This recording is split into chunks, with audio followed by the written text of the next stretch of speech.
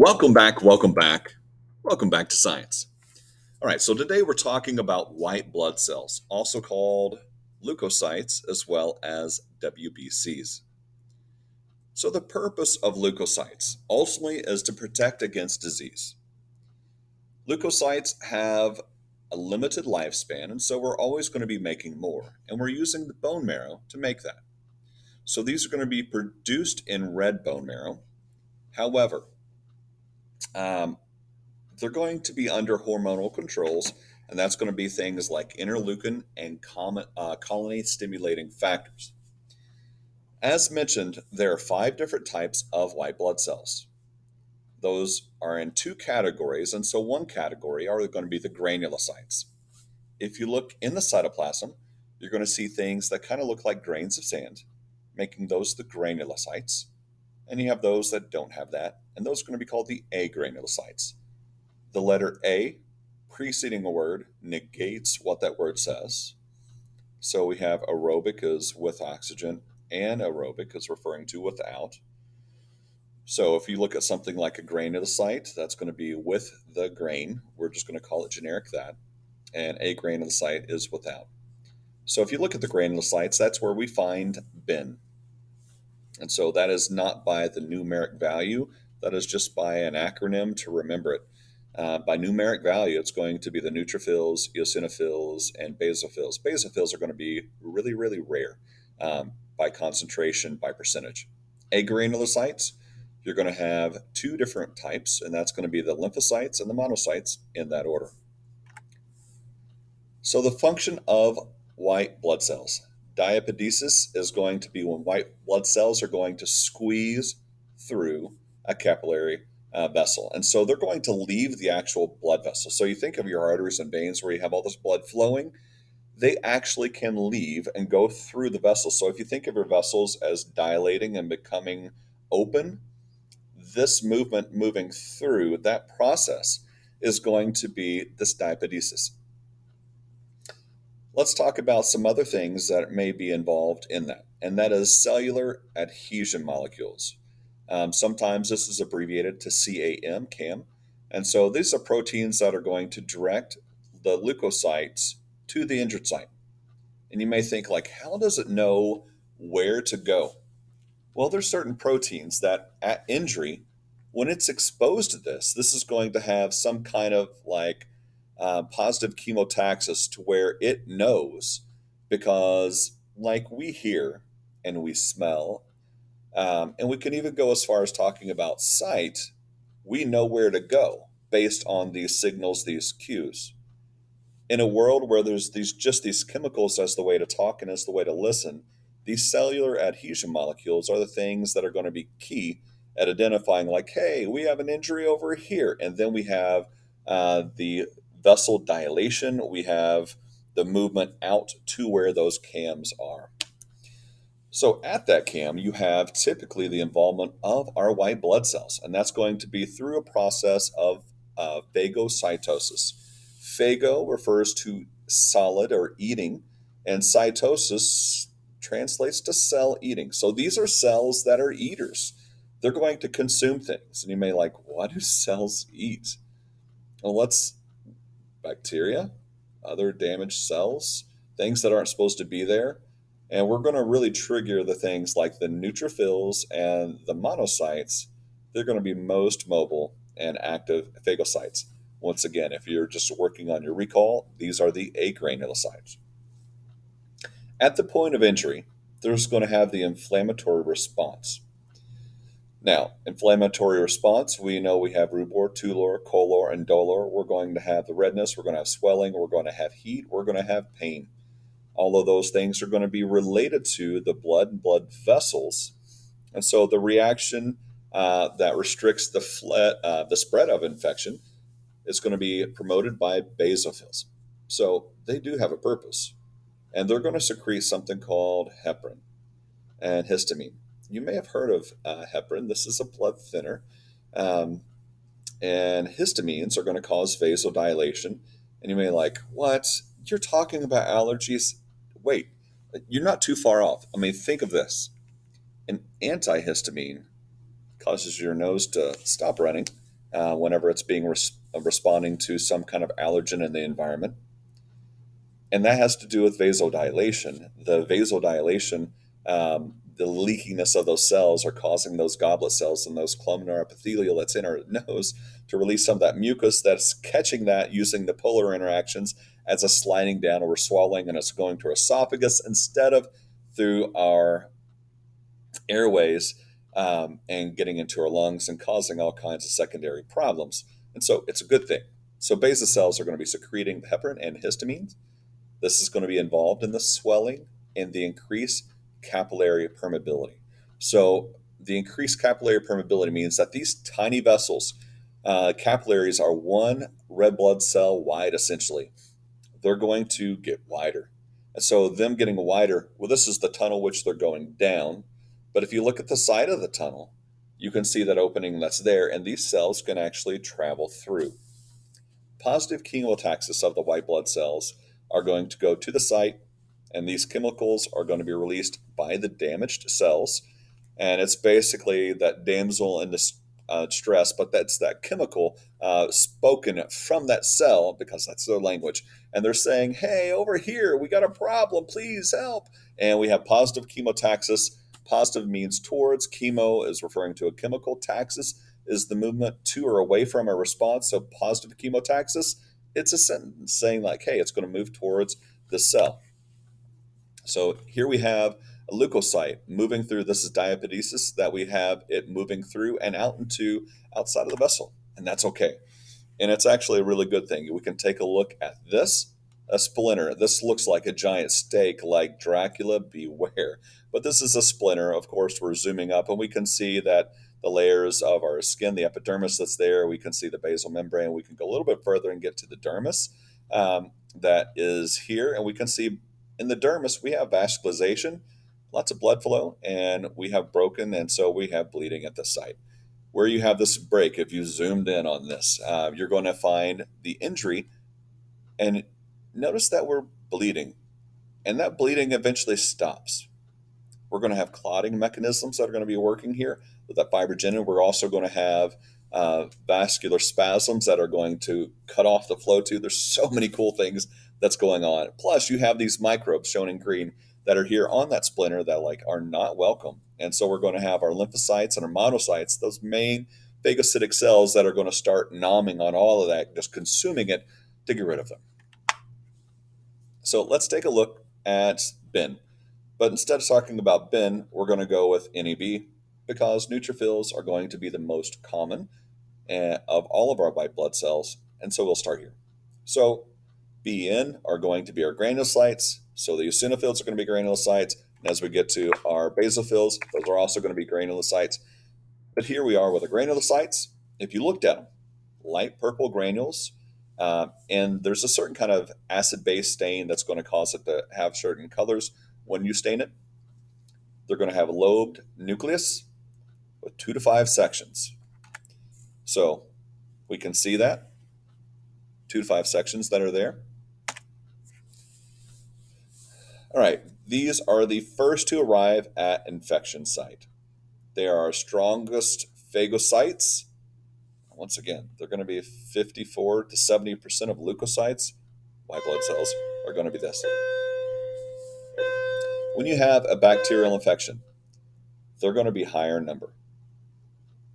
You may think like, okay, it's really, this is an important piece because when you're doing a hematocrit and you're doing a panel on your white blood cells, if you find that you have way more neutrophils than you normally would, let's say they're cooking at 80 to 90%.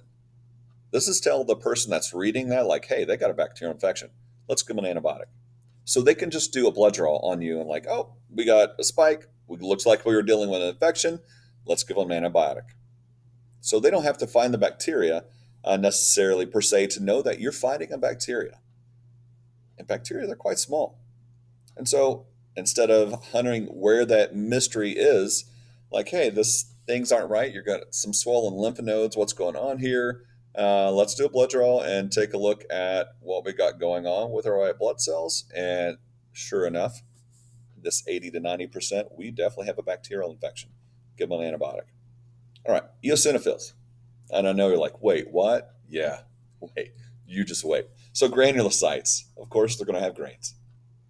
Those granules. They're going to be bilobed nucleus. So bilobed nucleus, we can see bilobed nucleus. And so that's going to be kind of the characteristics of what they look like. They're going to be they're going to moderate the allergic reactions. They're going to defend against parasitic worm infestations. And you're like, wait, what? Yeah, you're right. You're right. 1 to 3% of our leukocytes are going to be the cells that are going to have their specialty killing worms. Like, but worms aren't that common. Contraire, mon frere. They are very common. 1/3 of all humans have a parasitic worm living in them now. Not just one, millions and millions and millions. So if that makes like, that could be me. Yeah, it could be you. So do you bite your nails? Do you do the 5 second rule of eating something that's dropped? And the biggest indicator, you probably won't like this. Sorry, people at home. If you have indoor pets, the odds of you having this is roughly 10 times higher. So even though you love your kitty is probably the thing that's giving you these parasitic worms. You're like 1/3? Okay. So I'll let you in on some information. This refers to all humans, all 8 billion. So if you go to areas where third world countries where sanitation is not as great as it is here, their level much higher, which means our number is lower. So rest easy and wash your hands and stop biting your nails. So if you do a blood draw and you find that you have, let's say, 15% uh, of your white blood cell count, the eosinophils, they're going to give you an anti-flucal medication. This is going to help treat parasites. Maybe you have a tapeworm or something, or a fluke or something like that, the pinworms that are involved. Not so pleasant thoughts, but um, it's real. All right, basophil, our last of our bin group, and so this is the smallest in quantity. So granulocyte, once again, you're going to see them stain with deep blue and a basic stain if you're just trying to figure out what to do. So they're responsible for releasing heparin and histamine. And so the purpose, histamine is going to cause inflammation, and it's going to be vasodilation. That's how it does it. Because remember the diapedesis that we have as an example. We also have the release of heparin to stop blood from clotting. And you think of like people that have blood clots, what do you treat them with? Heparin. People with high blood pressure, um, what do you treat them with? You a blood thinner. Hey, here it is. So this is going to be less than 1% of your leukocytes. All right. So now we're getting to our agranulocytes, our monocytes, and our lymphocytes. Our monocytes are the largest of our white blood cells. They're great big. They're going to be spherical, kidney shaped, oval, multi lobed. These leave the bloodstream to become the macrophages. Once again, macro means big, phage means eater. So these are big eaters. This is going to be 3 to 9% of your leukocytes. If they're going to live for weeks to months, they're going to eat things like bacteria. There's the bell. Here's what we're looking at here. What are monocytes? Kind of kidney shaped bean looking thing inside, and these are great big. You can see comparison to the red blood cells, a scale here versus the red blood cells to scale here with our basophil. All right, lymphocytes. Um, lymphocytes are going to be slightly larger than the red blood cells, but they're the smallest of the white blood cells. And so if you look, they're going to be roughly a little bit bigger, so 10% bigger or so. And by comparison, they are an agranulocyte. They're going to give rise to two different major cell categories. These are T cells and B cells. These are lymphocytes, and they're going to be involved in fighting pathogens.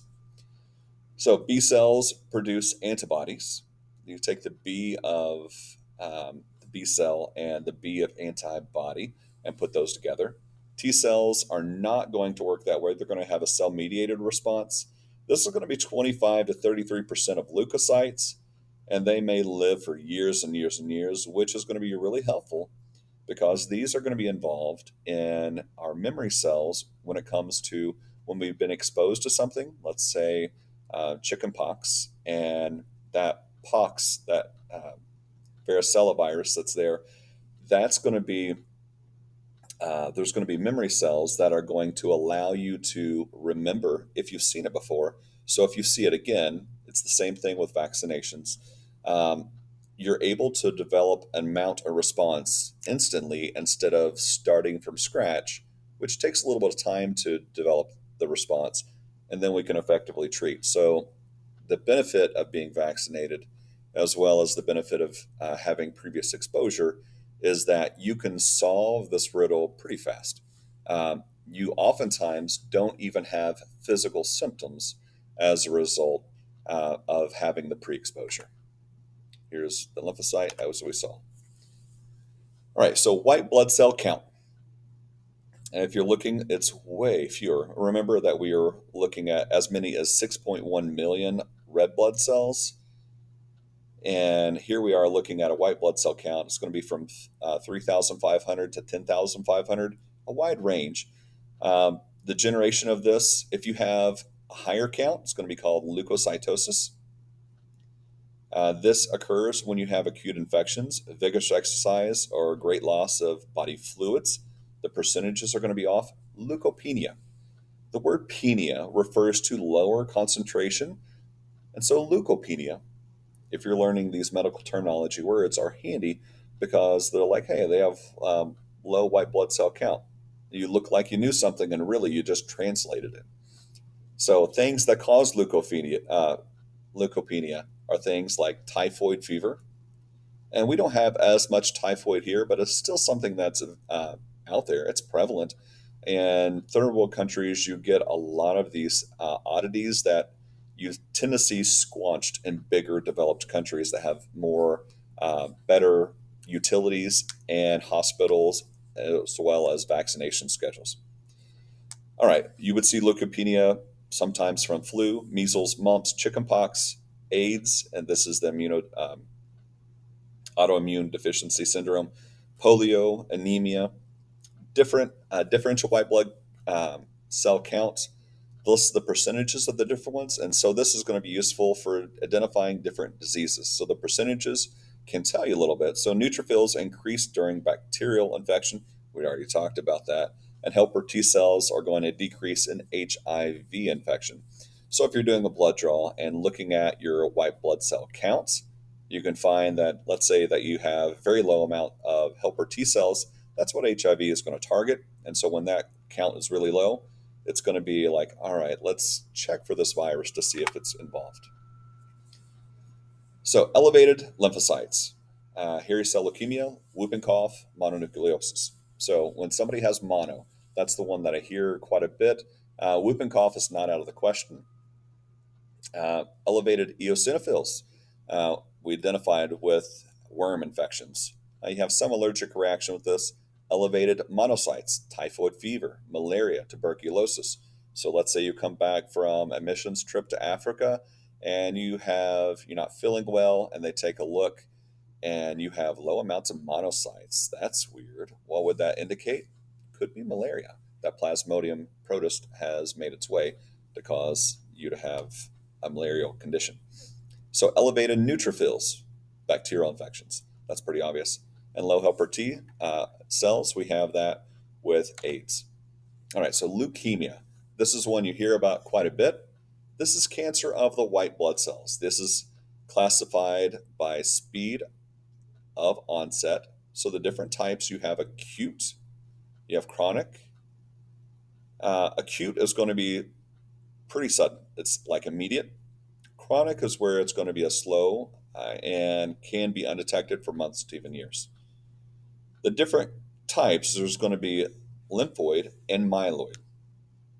Lymphoid are going to affect your lymphocytes, and we're going to have myeloid. If you remember back to our flow chart that we looked at, this is going to be cancer of the granulocyte side. That's going to be in the red bone marrow. So symptoms of this, you're going to have excess numbers of white blood cells, fatigue, headache, nosebleeds, fever, respiratory infections, bone pain, increased blood clotting time, causing bruising and bleeding. Treatments. So, traditionally, chemotherapy.